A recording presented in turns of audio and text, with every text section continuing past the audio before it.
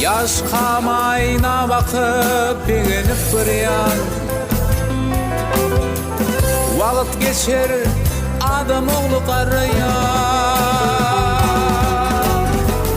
Geçer duran kara taşlan çağları. Edil kakım deyip bökür çağılım. Yıllar ötüp bar yarıyla dolunman.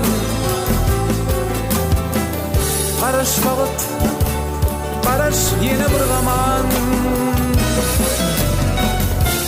Yeni söyledim için bir fırsat karış.